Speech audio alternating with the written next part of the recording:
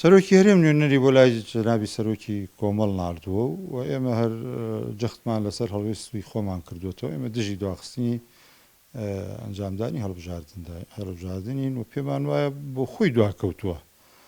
زیاتر دوای خێن مەترسی دێتە سەر خودی قەوارەی هەرێم، چونکە ینی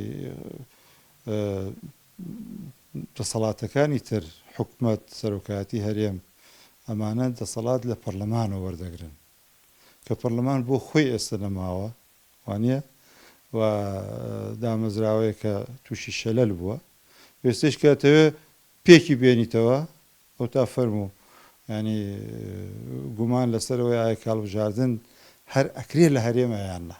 من بۆ خۆم مەترسیم ئەوەیە کە ئێمە خولی شەشەمی پەرلەمانی کوردستان هەر نەبینین دواتر یان کە بیشی بینی هیچ سوودێکی نییە، چونکە هێزەکان بە داوانەی هێز و دەسەڵات و چەکدارەوەیان هەیە تەحەکوم بەوەکەن کەوا دەبێ ئەو پەرلەمانە بە دڵی ئەوان بێ.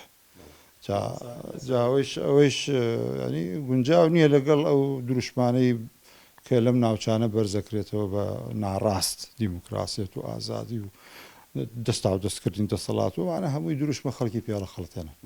زایی چۆنە کوردستان دوو هێز و دوو زۆن و دوو چەکدار و دوو ئەمنیەت و ئەوە دوانە هەمووی دوانەیەوانە ئەوە واقع.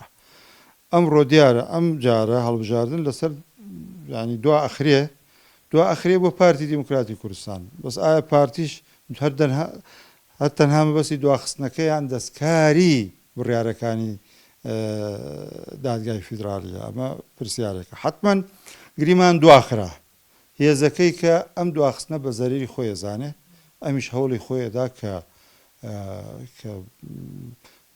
قسەیە بێ لەسەر دواخستنەکە، ڕێگر بێ لەسەر دواخستنەکە. لەم بینەیە لەم ململانەیە ئەم دامەزراوەیە کە ناوی دامەزراوی پەرلەمانە بێتە قوربانی.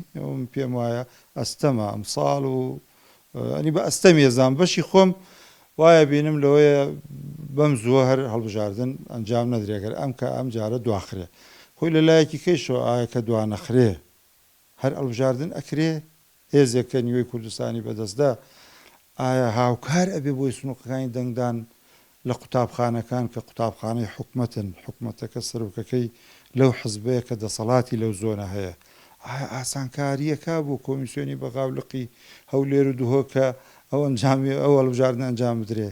ئەمەش پرسیارێکە لە خۆیدا. هەن ئێمە لە هەرێم لە دۆخێکدان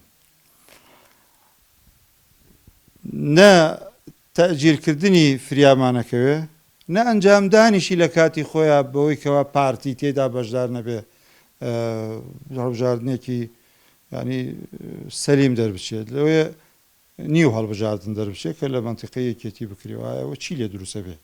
ینی ئەمانە کۆمەڵێ پرسیارە نێمە لە دۆخێکی خراپ داینۆکو هەرێمی کوردستان و پێم وایە قەوارەی هەرێم لە ژێر مەترسیدایە و هۆکارەکەیشی دەسەڵاتدارانی هەرێمن.